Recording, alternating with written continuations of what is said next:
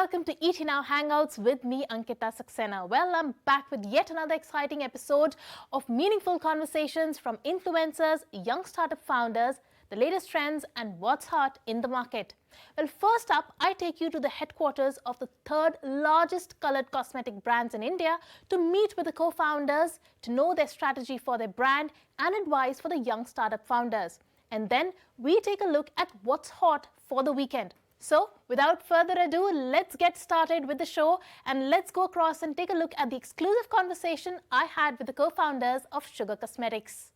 Well, if the festive season wasn't enough, we are getting you some extra sugar rush straight from the headquarters of Sugar Cosmetics, and I'm in conversation with the couple that has disrupted the Indian beauty market with their brand Sugar. Vineeta Kaushik, welcome to ET Now. Thanks, Ankita. Thank you very much for having us here. 2015 was the year, the inception year for Sugar Cosmetics. Yes. But before that, you had already burnt your hands with what, 3 odd businesses.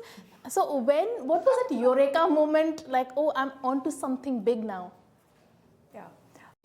So I think what we've seen from 2015 to 2023 is a lot of things, including the fact that the number of internet users in India went from 14-15 crores to about 80 crores. The percentage of e-commerce shoppers being women was only about again 14-15%, which is now about 43%. The makeup market went from about 6,000 crore to 10,000 crore. So we saw a lot of reasons why sugar should have worked, but in 2015 we knew none of that. Yeah. What we knew was just that the Indian woman was changing. And we were running an e-commerce business where we had a front row seat to the action happening as far as these Indian women were concerned, because we were seeing that they were stepping out of their homes, they had opportunity to study, opportunity to work, which meant that they could make their own decisions. They wanted to express themselves, and makeup was one of those categories that always grows with women being empowered. Right. And we started realizing that all the traditional brands were really not serving the needs of the young Indian consumer, because they were still catering to the traditional Indian consumer. And so they didn't get the fact that this consumer was spending so many hours on social media, and that's going to determine what she shops. They didn't get that the product will become the hero of her story, which means that if you create products that are really long lasting and perfect for Indian skin tones, they will really fly off the shelves. So I think we combined some of these insights we had around creating products for Indian skin tones, Indian weather conditions, along with education on social media. And that, I think, for us was the aha moment when we realized that there is an opportunity to create a large brand for young women in India. Right. So you mentioned how the consumer landscape was changing. So between 2015 to 2023, how has the consumer landscape changed? Because why I ask is because we had a black swan event in the middle. We had COVID. We can divide that into 2 eras actually, BC and AC, which is before COVID and after COVID now. So how has the consumer landscape changed? And while during COVID people wouldn't have worn makeup because they were sitting at home, there was a meteoric rise of D2C brands. How did you leverage that opportunity? I think I'll take a crack at this. You're right. Before COVID, life was simpler because we could see a growing target market, and they were experimenting with a lot of new product categories, and they were aware of a lot of product categories. Earlier, you had to go abroad, purchase things in, but here the products were available for you to try out at their home. Yes, COVID changed all of that, but on the flip side, here's what happened. People had more time. Hence, they binge watched on so much more tutorials, so much more on Instagram, YouTube. I'll give you some numbers. Before COVID, we used to sell lipsticks. About 67% of all that we used to sell used to be lipsticks. Today, if you ask us which is the most selling category, it's actually not lipsticks for us, it's face as a category. So foundation, primer, and that happened because I think a lot of people took the time to learn how to use those products and experiment, see if it's a good fit for them. The consumers far more aware now, far more evolved now. I think COVID did give them the pause in middle to learn more about what they were investing in. Right. Also, but at the start, what were your challenges? How did you, in terms of raising money, raising funds, you have been on both sides of the table, and we also a show for the young and the restless. For a young startup founder who's watching this show, what were the challenges that you faced while raising funds, and what are the things to keep in mind when somebody is raising funds for their company? Yeah. So I think for us, it was pretty hard. We probably had more than 100 venture capitalists that Easy. rejected Yeah. us. Oh, wow. Yes, we have all the rejection letters saved because they make for real inspiration. Because Right. when somebody says that no to you, then that's a different level of motivation to actually prove them wrong. But we wouldn't blame them for it because the market was very different. In 2015, if you look at the market, nobody really ever thought that a brand built from India could become in the top 3 brands in the color cosmetics market because it was considered cool to wear products which were made in US, made in Europe, and the trend was around imported products and international brands. We didn't predict that 2020 will bring this wave where Gen Z and millennials would be proud of owning brands made in India. Right. Secondly, the whole digital brands ecosystem wasn't developed, which meant that VCs didn't think that this could be an investable category because traditional investors look at categories which can potentially grow like 10 times year on year, whereas brands don't grow that way. Brands grow like 2-3 times in the beginning and then later on at about 30-40%, but they're much safer bets because they are more profitable. But there was no ecosystem for investing in brands. So I think there were doubts around market size. There were doubts around a couple founder team being investable. There were doubts. Is that a problem? Yes, it is. It is. It still is? It's become much better because there are so many role models now. Of And Shark Tank has done its job by on Shark popularizing Tank, it I think a lot of the pitches that come in, Yeah. as well as those that raise capital, are actually couple founders. And but at that time, women founders, couple founders was a big no-no because at the end of the day, VCs are actually matching patterns, right? So when they look at all their history of what is the format of an entrepreneur that has actually delivered returns, they're not able to match couples, they're not able to match females founders. So that's why there were so many rejections. But from what Vineeta just said, wasn't 2020 then a watershed moment for you guys for a D2C brand? It was life-changing, right? Because people were not using digital as much to buy stuff, and as Vineeta mentioned, did that change? Did you see that difference pre-COVID and post-COVID in your I think business? suddenly we found ourselves in an environment where all the larger brands, it was almost like they had their hands tied behind their back because they're not invested online, and we were, all of the new D2C brands primarily leveraged online because of cash constraints, because you don't have a television access, retail, that was still being built out. And the only place India with so many people could shop was online, when of course the essential goods were allowed. That gave a lot of brands, there is no other way to put it, it was almost like an unfair advantage. And so many of us, for want of a better term, made hay while the sun shone. So it was not the best of times. It was not the best of times, but clearly it changed the trajectory of a few brands. To just continue from what Vineeta was saying, I think seeing is believing. So even for investors, you see outcomes and then you invest in outcomes. But there was nothing to see 5 years back. And when consumer brands grew, some other bigger company bought out those brands. We now have examples of brands scaling to a point, planning an IPO and listing. So now it's become more commonplace wherein investors are willing to take consumer bets. One of our investors, A91 Partners, they specifically invest in consumer brands. So it's amazing how COVID changed the whole understanding. Right. So had COVID not happened, would the situation be different? It would have taken far longer. It would have taken longer. We were longer. probably seeing penetration under 10% of the category 8%, in terms of e-commerce, and that is now in the 15 to 20% range. COVID definitely accelerated adoption in 2 ways. One is that tier 2, tier 3 were not shopping online as much. They were still heavily dependent on their local stores. They started trusting online for the first time, and that led to them never looking back. And second is, I think, discovery of beauty products online is hard. but there are organizations also invested in, say, AR tools and mechanisms to make that discovery of which color is right for you easier. And I think even if not for making the first purchase, but for replenishment, a lot of consumers now rely on online. So I think these two things happened because there was no option during COVID. Right.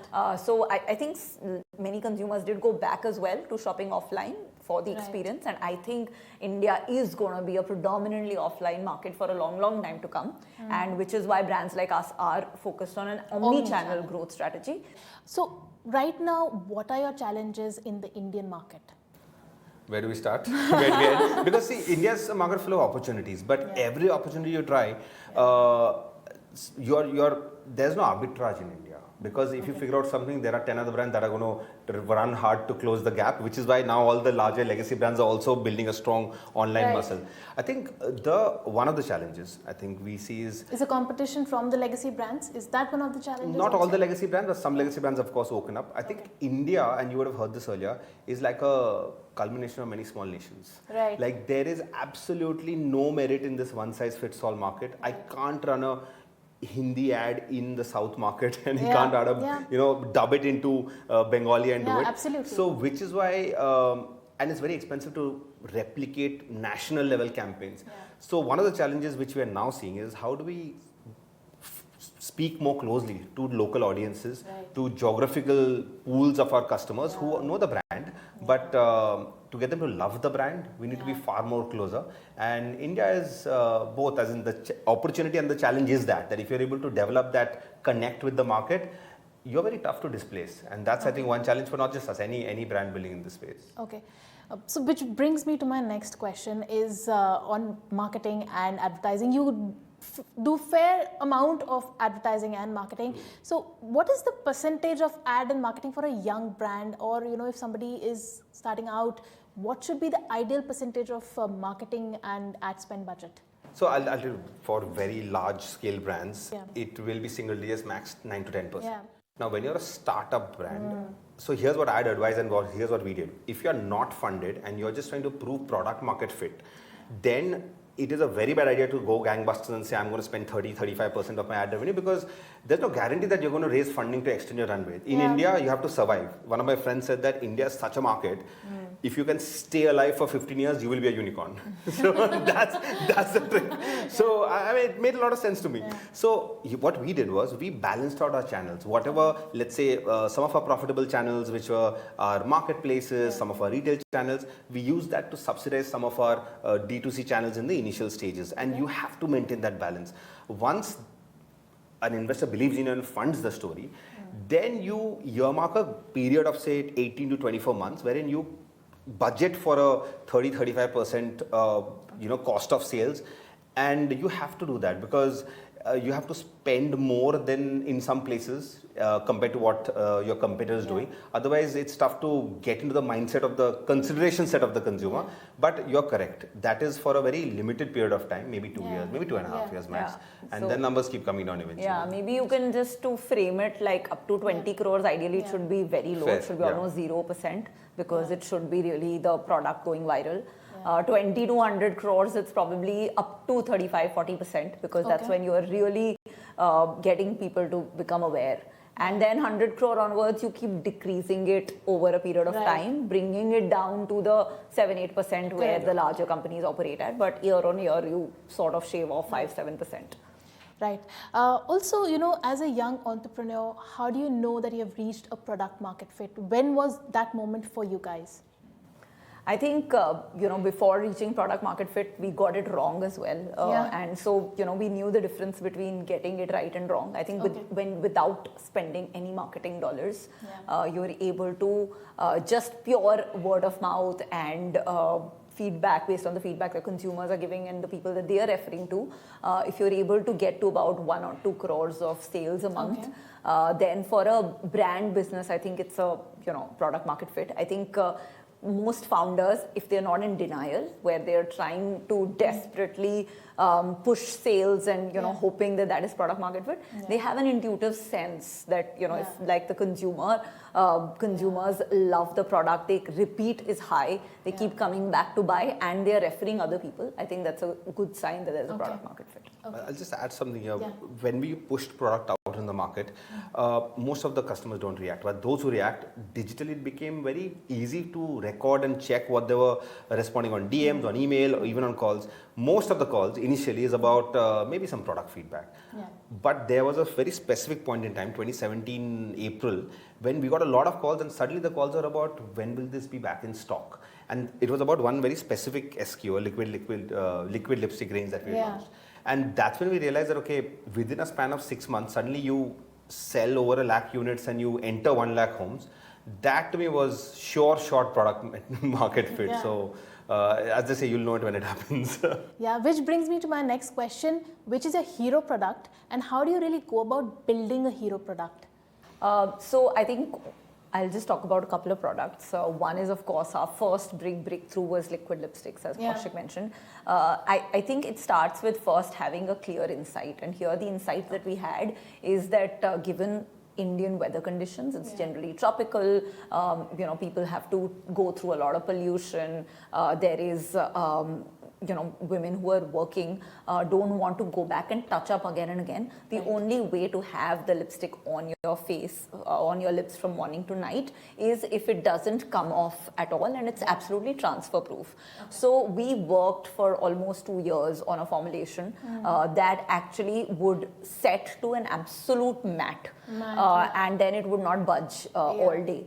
And so, to tell you, that was one of the first products I bought from Sugar. Thank you so much. So, and for us, that was the Eureka moment, because suddenly from like lipsticks being like 2-3 hours of wear time, you could take it upwards of 8 to 10 hours, which meant that you apply it in the morning and it doesn't come off till night. And getting the formulation right took a long while, but the insight was clear in our heads that we are trying to make young women unstoppable, which means that they shouldn't worry about their lipstick coming off. And that's what led to this product.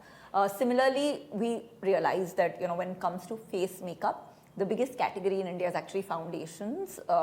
And in foundations, the challenge is that most women feel unsure of wearing it. They feel underconfident after they wear it, because either they are not able to get the right shade, especially for women with deeper skin tones like mine, who had to always settle for a shade which was 1 or 2 shades lighter, which made us look silly. And or even if they managed to get the right shade, they didn't feel as confident applying, because very, very few women in India had makeup tools. They didn't have like a brush or a sponge to use it. So while brands were selling foundation, it wasn't really working. And what we did was we launched a foundation range with 22 shades, including 8 shades that were deeper than my skin tone, which actually served the entire underserved beauty market of women with deeper skin tones. And the other thing was that it came with a built-in brush, which made it super easy to apply. So I think these were the 2 hero products that really put us on the map, and are still between these 2 contribute about 25% of our business. And the reason that we were able to build them was that we really were obsessed with watching our consumer and learning from her on where she's struggling and what can make her more unstoppable. And I think every brand that's looking at creating hero products need to just have not listen to what the consumer says, because they don't always know what they want, but observe them as they are on an everyday basis and figure out where value can be added. Which makes me, which reminds me of what David Ogilvy once said, that consumer is not a moron, she's your wife. What goes into the making of a good startup founder? What are the qualities?